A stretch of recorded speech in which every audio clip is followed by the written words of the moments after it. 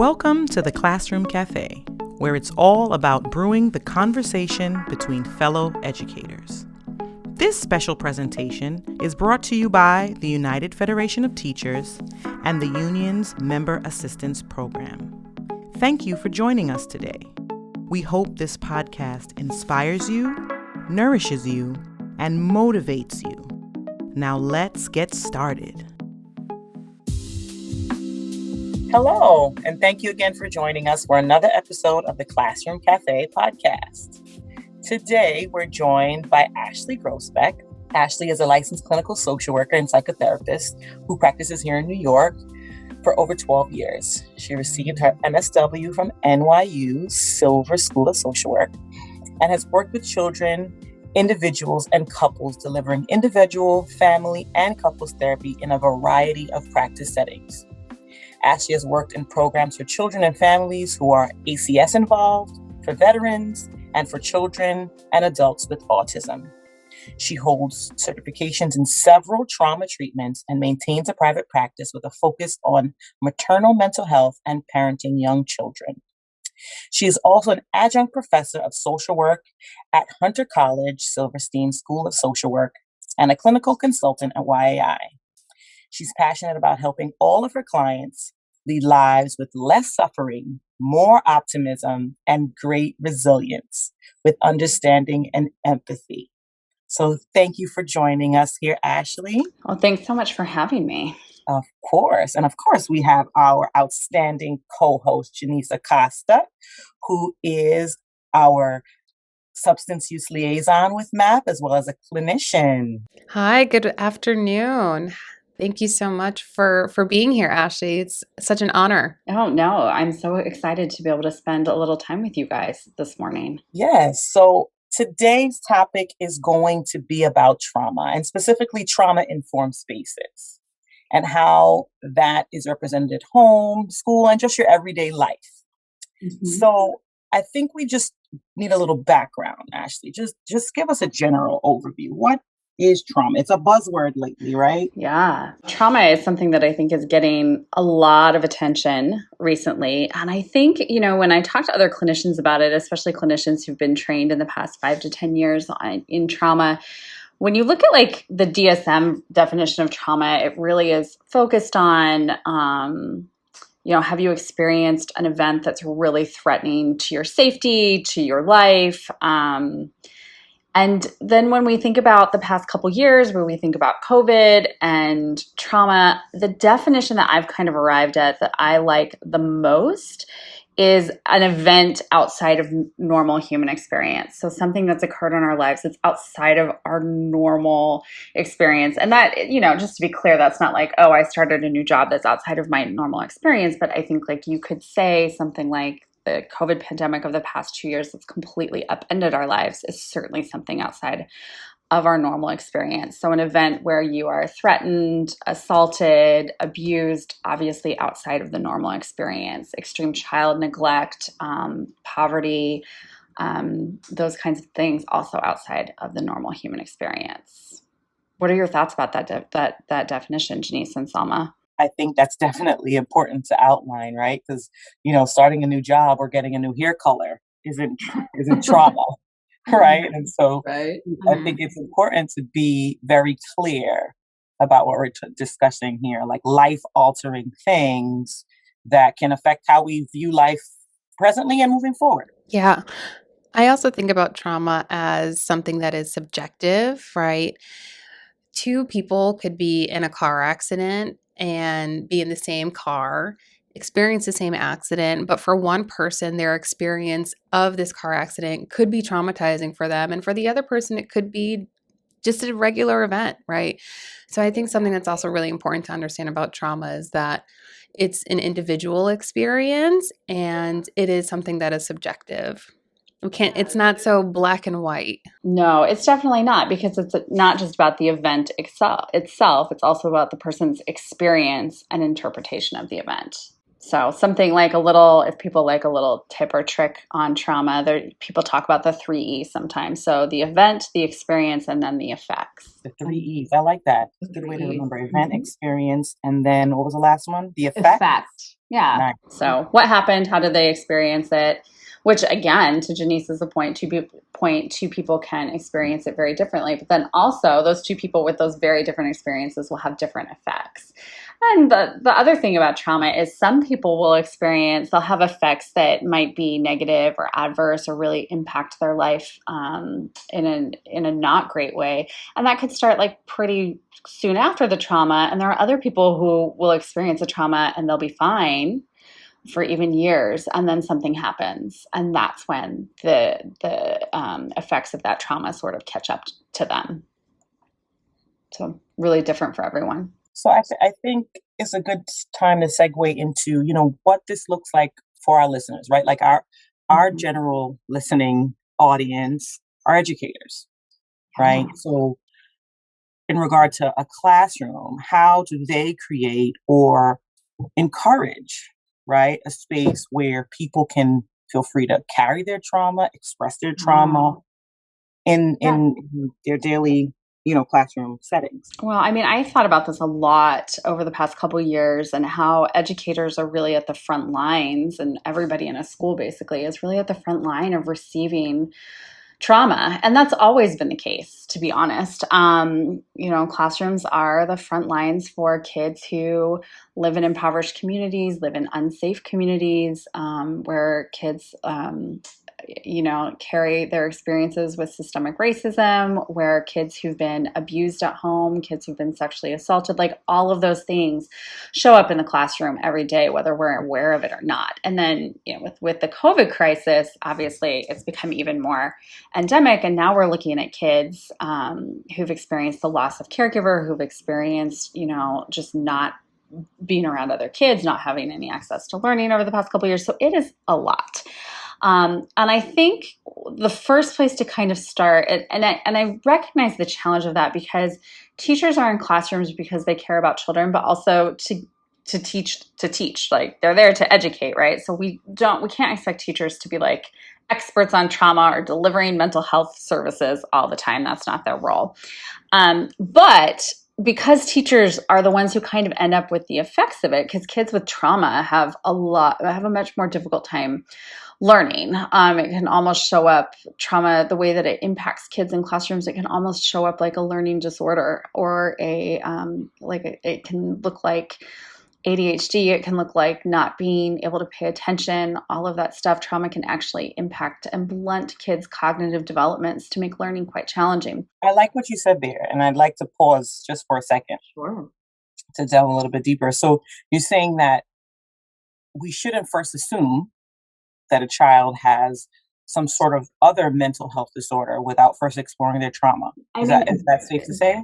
I would say definitely yes. And of course, there are kids who have learning disabilities and have things like ADHD who don't have trauma, right? But the tricky thing about trauma is that it can mimic those things. And so it is really important, especially in young kids, any kid really, but especially young kids. I think that there's this kind of assumption that younger kids either haven't experienced trauma, or because they're little, it hasn't impacted them the same way. And that's absolutely not true. So young children, and if you're thinking about like the kids who end up in New York City classrooms, so we have universal 3K, we've got universal 4K, you think about kindergarten, these are kids where they might have had a trauma that even occurred before they really could talk.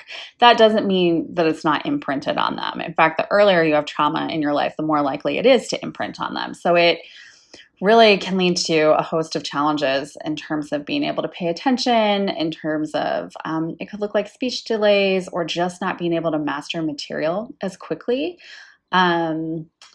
And so when you're doing those assessments, it's really important to also be thinking about what happened to this kid. So this is like the number one thing that I think is really helpful for any educator, any school counselor, social worker, psychologist to be thinking, shifting it not just from like, well, what's wrong with this kid, or why is this kid not learning? Why is this kid not performing in the classroom the way we think they should, to what happened to this child?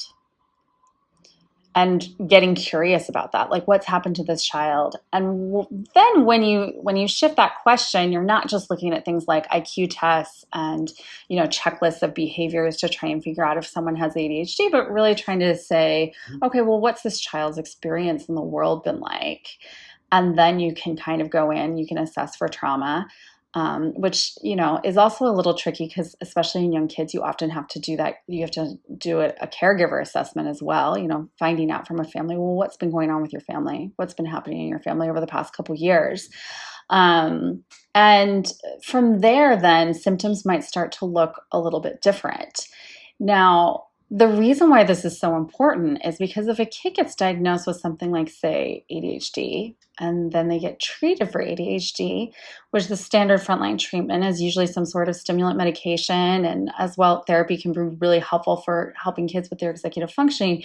But that's actually not going to work for a kid who doesn't have ADHD but has trauma. Like, no amount of Adderall is going to solve symptoms that are actually, hypervigilance, dissociation, those types of things that look like, oh, this kid can't sit still, or this kid's like running around, or this kid's like behaving really erratically, and we don't understand why.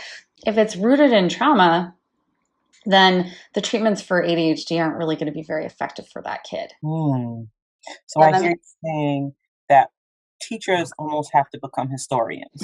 A little bit. And that takes time, right? Like building relationship with the student, their caregiver, other teachers that might have had them in the past, right? To kind of come up with a plan or a timeline. Especially for younger children who can't necessarily or don't know all the time how to express what has happened to them or,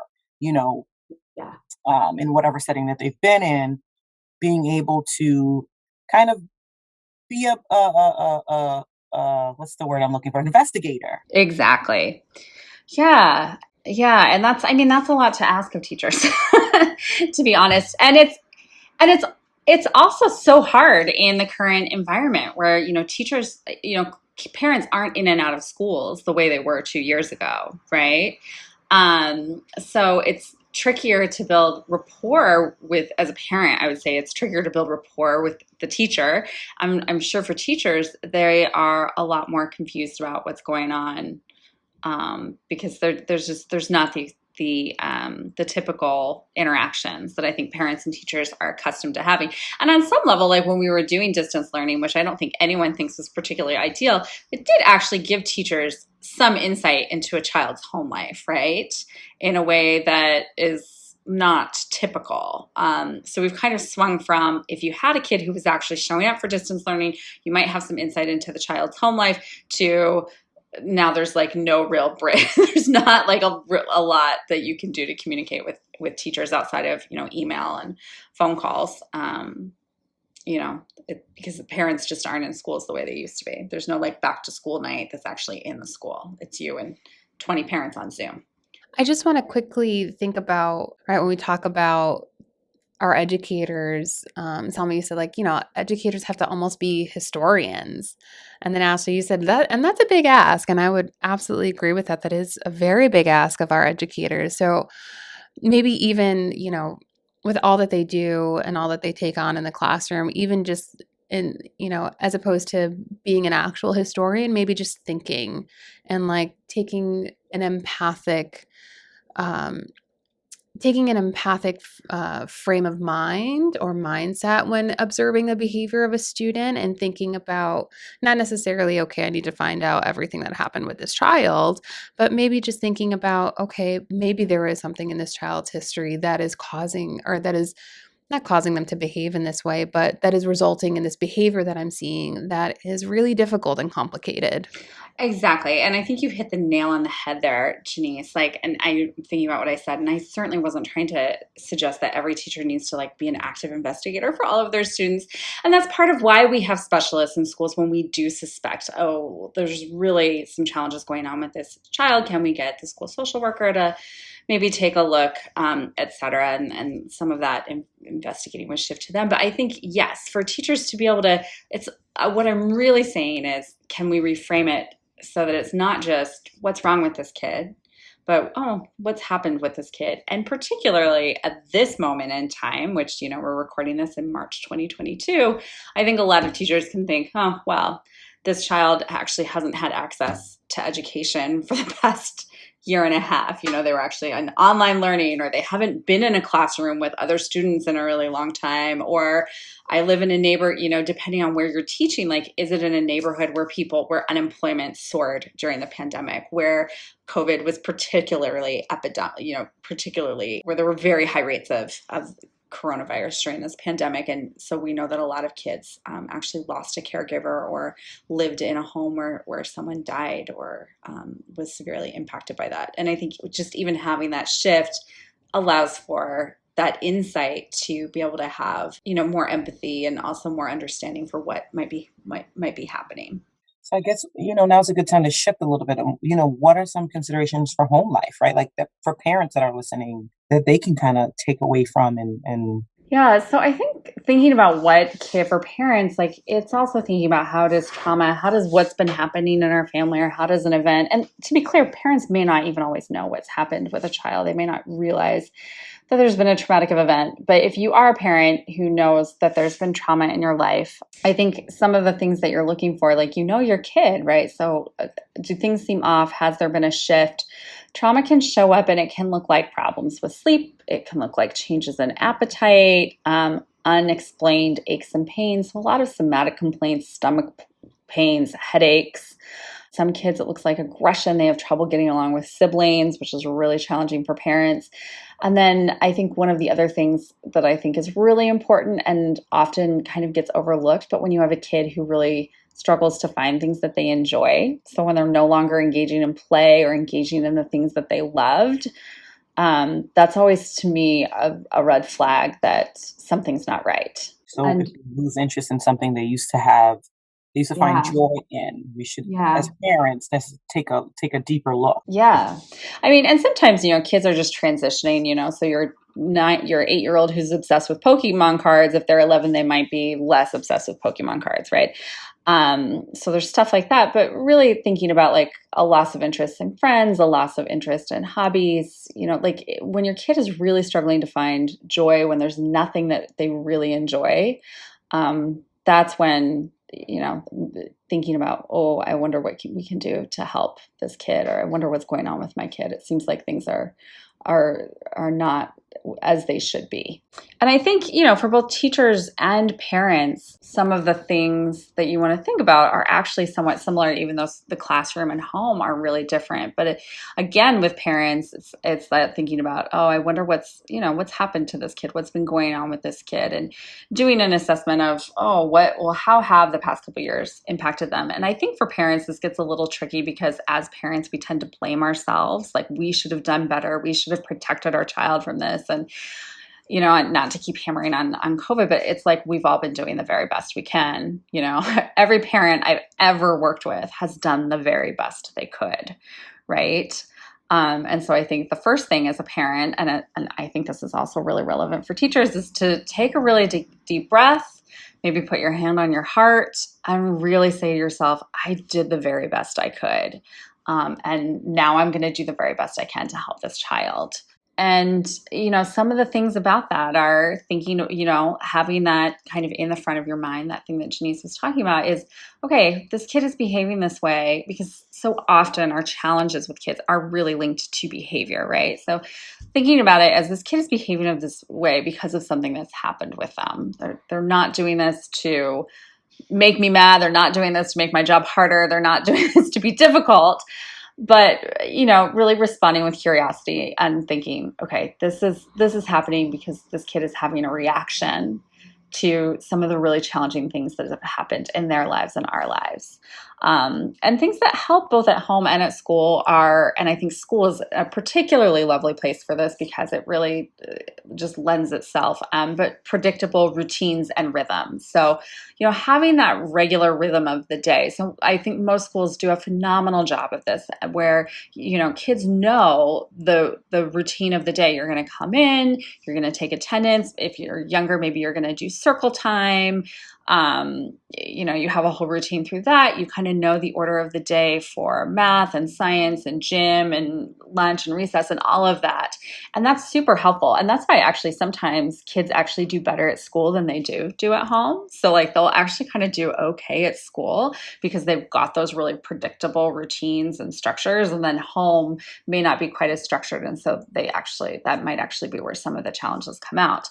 But it's pretty easy to create. So, and I don't recommend anything super elaborate, but is there a routine for in the morning? Is there a routine for breakfast, get ready, out the door? When you come back, is there a routine for snack, homework, play, like whatever it is, building that in so it's super predictable is really, really helpful for kids with trauma because there's a lot of anxiety over the unknown. And so if you can sort of build in those routines, just simple little routines, having a really predictable day is super helpful.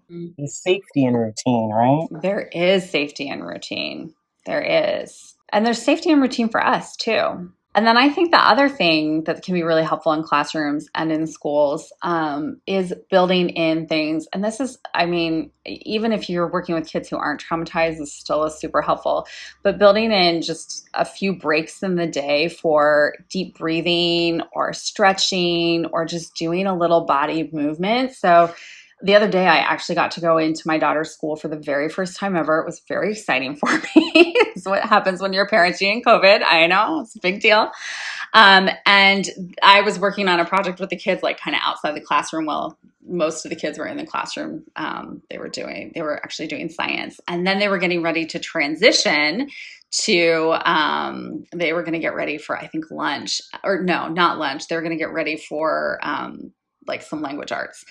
And the teacher had them do this thing that she called sumo wrestler, where they all stood up and they did this thing where they like moved one arm like really wide away from their body. And then they did another arm really wide away from their body. And then they did a deep squat and a deep breath. And then they jumped up with their legs together. And she had them do that like 5 times to just kind of shift them into that next activity. And it kind of got the classroom from this place of being a little disorganized, a little more chattering, to just a little bit more rested and a little bit more focused. So it doesn't have to be anything very elaborate. Sumo, she called it sumo wrestler, and I think it took, sorry, there's a loud siren outside. So she called it sumo wrestler, and I think it took maybe a minute, but it had a huge impact. Yeah, I love that. I think that's something that, any educator or even parent, right? Any person can apply in their life, thinking about transitions and when we go from one activity to another, implementing some sort of little stretch or breath or something that's mindful to accompany the transition from one activity to another. And yeah, I really love that. And I think that would be great for our students too. Just thinking about sitting at a desk all day, that's really hard. And our bodies really weren't designed to do it. They were designed to be moving a lot more than they are. Yeah, or even as an adult sitting at a desk all day. Yeah, It's even hard for us as adults. No, I would say close your door and do a little sumo wrestler every now and again. I love it.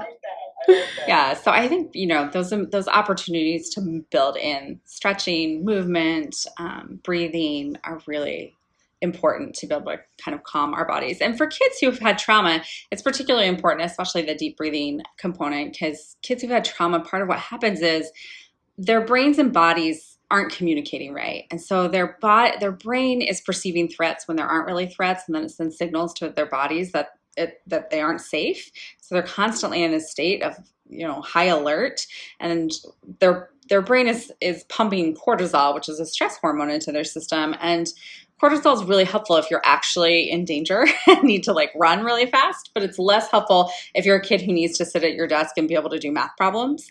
But when you're doing those deep breathing exercises, the oxygen that you're putting into your body and then is actually helping you pump that cortisol out of your system.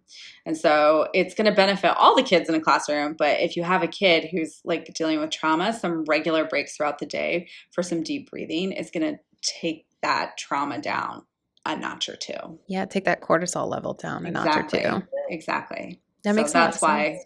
That's why it's so important. Yeah, I mean, and I think everybody's or been told to deep breathe, to relax. It helps you Hmm. relax.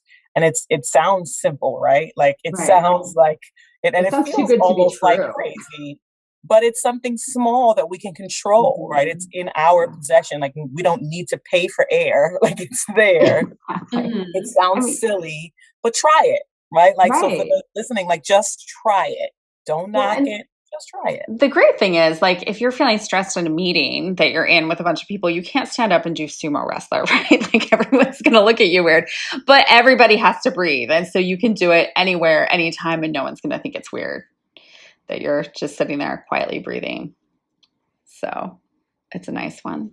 And encouraging, kids around you, right? Like whether they're experiencing trauma or not, I think it's something that it's a good practice, right? Just to Hmm. be able to Yeah. notice your breathing and notice your body and be able to, Yeah, put them in control over exactly. themselves. It's an awesome tool. Yeah, and I mean, a trauma treatment, there's a lot of body awareness, really becoming aware of how does your body feel and helping kids and adults learn to sort of scale, well, where's my body at? So the body stuff is so important. And one of my other very favorite things to do with kids is, or adults is, and that's pretty simple. And I think that this one, you could do this during a break with all your students. You can also use it like one on one if you have a student who's distressed, is a grounding activity that's designed to engage a kid's senses and kind of help them get back into their body if they're kind of having a moment. So I think this is helpful to use with a kid who is maybe freaking out verbally, maybe crying, maybe, yelling. You don't really understand. If you can get them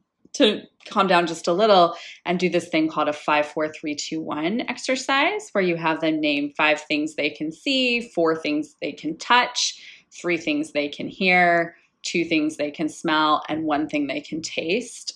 This sounds like kind of like, again, it's one of those things where it sounds a little like, well, that's one, maybe a little weird, and two, that sounds a little simple, but it can actually be super helpful. And when you just build that in as a classroom structure, kids get used to engaging in it. They get used to paying attention to, like, oh, what are my senses perceiving right now? And then it's actually easier to use if you have a kid who is having some sort of a challenge. It's easier to use to help them to, like, get back a little closer to baseline because they already have experience in using it. So almost anything that I would recommend as being helpful for at school or at home to, like, help a kid who's struggling with a behavior, so to speak. I actually really hate that phrase, but I think one of the keys is to make it a regular and consistent part of practice in the classroom or at home, because the more you do it, even when kids are doing just fine, the easier it then is to do when a kid is in distress. So if you only do it when the kid is in distress, they're not going to master it, because think about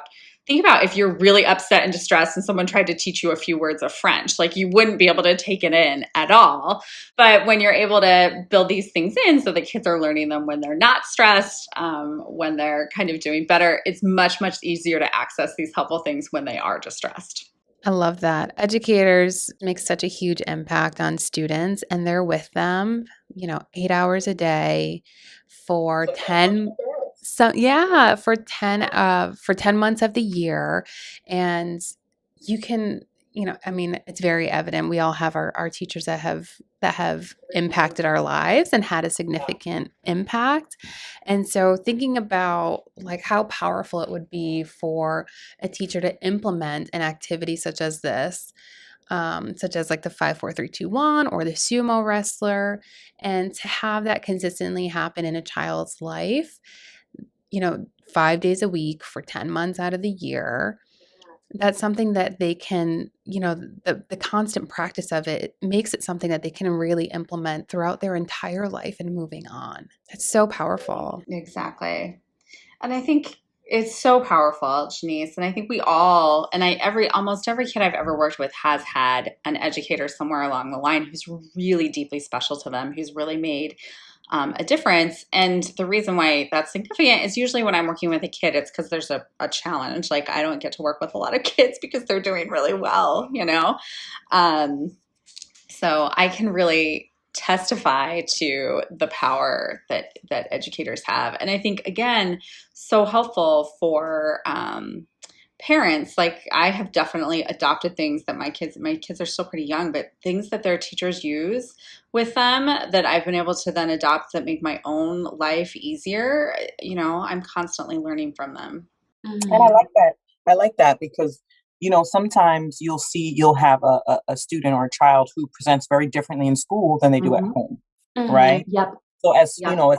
for the parents out there who might be wondering, right, like why their child may Yeah. present in a different way, also asking the teacher what works, Yeah. right? What works? What What helps can us we my implement students? at home that can, I mean, of course, home is not school, Of but course. how can we pull some things from school that are actually working, that we can Yeah. provide that routine or that safety at home? Yeah. Yeah. Yeah. There's a lot to be learned. Thinking about resilience and hope, right? We talked about trauma informed spaces, right? Thinking about not necessarily the behavior, but what could have happened to this person that's causing this behavior. We also talked about some really great skills and techniques that we can implement at home, in the classroom, in any space, really at work, and in any space to help us to reduce that cortisol, reduce that stress hormone, to recenter, refocus. Let's talk about resiliency, right? And let's end this on a high note, thinking about hope and the future. How do we look at trauma, or what do we have to look forward to when it comes to trauma? I feel like trauma is has has such a heaviness attached to it that it seems really dark. But there is hope with it. No, I think that that's so true, Janice. And I'm glad that that's where we're going to end, is in that place of hope, is because there is a lot of hope. So, on a not so hopeful note, we actually know that the majority of people, the majority of adults in the United States have experienced at least one trauma. So, it's something that happens to almost all of us. And that doesn't sound great, but when you think about the fact that it's happened to almost all of us, and how many of us have it but still are leading really good productive lives full of joy, that shows us that there's hope to be found, right? So we will carry these traumas within us, but that there is healing to be found. There's still joy ahead. So anyone who's worried that their child, because something bad has happened to them, that's the end of the road for them, that's just not true. So the first thing I would say is that the brain is highly plastic, and it's actually at its most plastic in childhood. What I mean when I say plastic is it's incredibly moldable.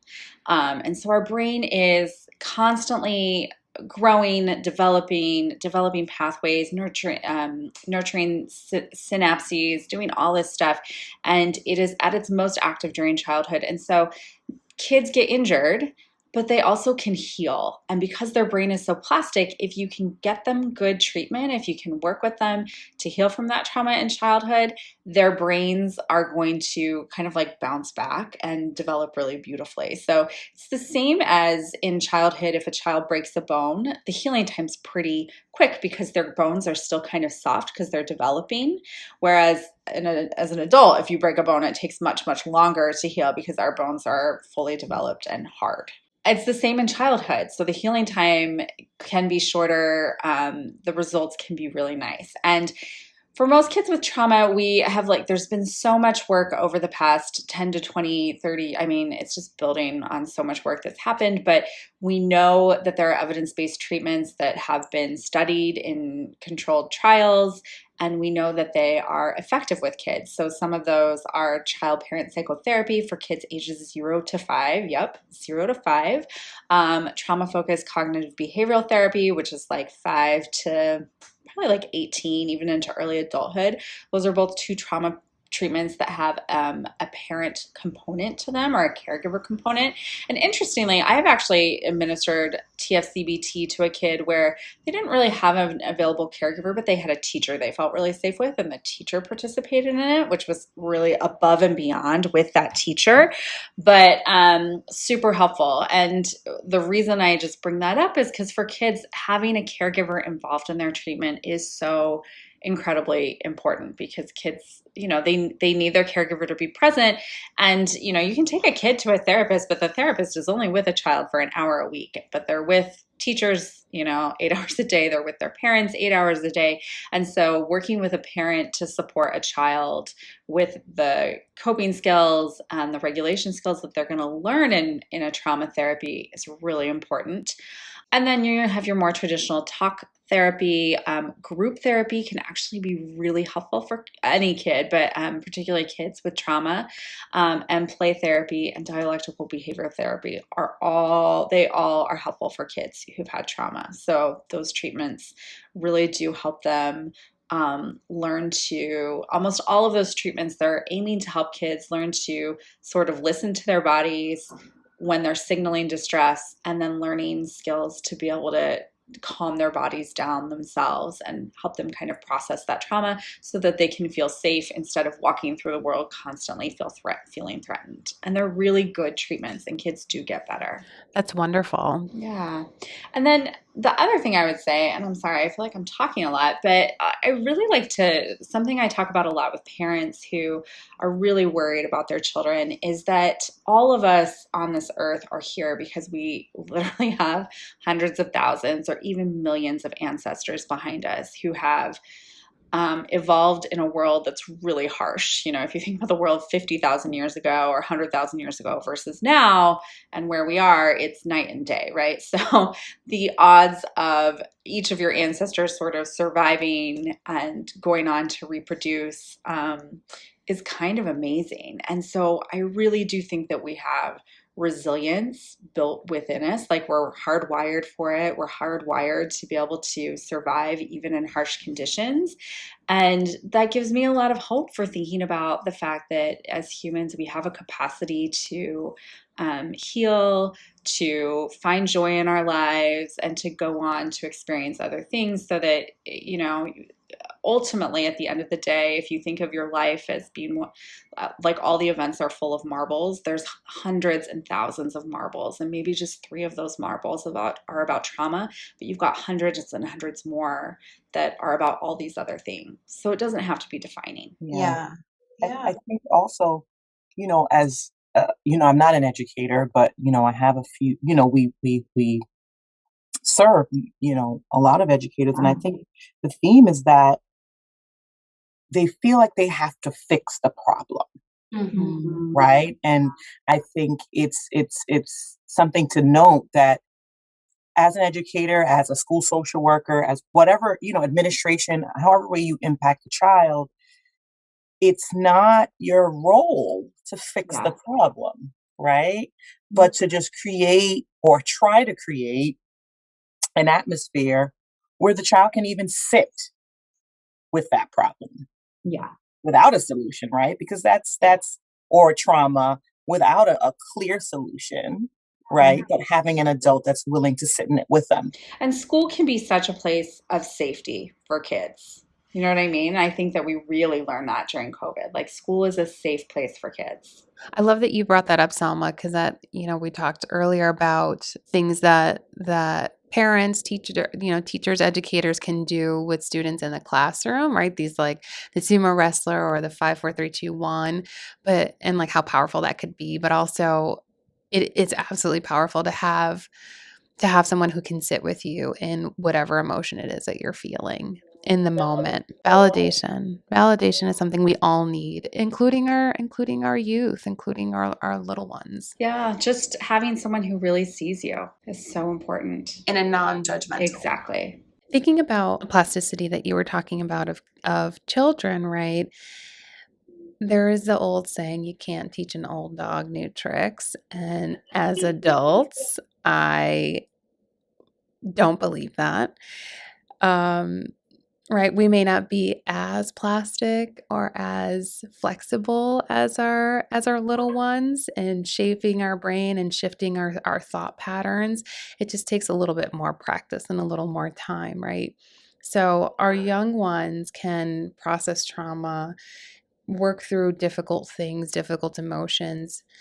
Um, as you said, Ashley, a little bit faster, but even as adults, right? Hope is not lost on us either. Of course, of course. No, our brains are still plastic. They're just not as plastic. It might take you a little bit longer, but The nice thing about adults is since we are a little bit more cognitively advanced, we have that edge on our kids, right? As adults, we can use our cognitive advantages to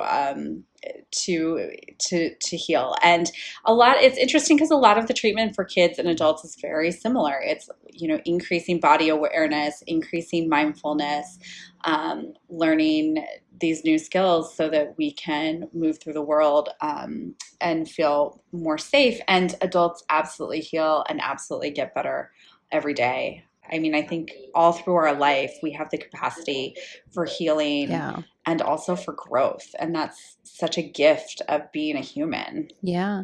I mean, think about all of our grandparents or our people of older ages that have been able to figure out smartphones and technology, and like we see them in Zoom rooms now, right? I feel like this massive shift, right? This trauma of COVID that we as a world, as a globe have endured and lived through and survived. We've all had to learn a lot of new ways to do things, to live. And it's been hard. And it's also important to acknowledge the fact that we did learn these new things at whatever age we are in right now, and that we can continue to learn new things. It's all about setting intention to it, right? Being aware and being intentional with wanting to do something differently, process a trauma, move through life differently, and practicing it. Yes. I think there's so much truth to what you just said, Janice. I love that. We all have that capacity to heal and change and learn, whether we're 2 or 82. I think this is a good place to wrap up our discussion. I want to say thank you to Ashley for coming and being our guest once again. Oh, thank you. It's always nice to spend the morning with you guys. And the fact that there's hope, right? That trauma is not the end is, I think, what we want to leave as a takeaway here. That there can be healing, there are supports, should we choose to explore them. Thank you so much, Ashley. It's always wonderful to hear you speak and share your knowledge with us. You just bring a wealth of knowledge that we really appreciate. So thank you for sharing it with us and with our listeners. Oh, no, it's always a pleasure to be with you guys. I feel like your members are so lucky to have people working on these things and thinking about these things. So it's really such a pleasure to be here. Well, thank you again. And I hope everyone enjoyed this episode of the Classroom Cafe. Please like and subscribe and share. Once again, thank you for joining us for this episode of the Classroom Cafe. If you are a UFT member, the Members Assistance Program can be reached at 212-701-9620 or at mapinfo@uft.org.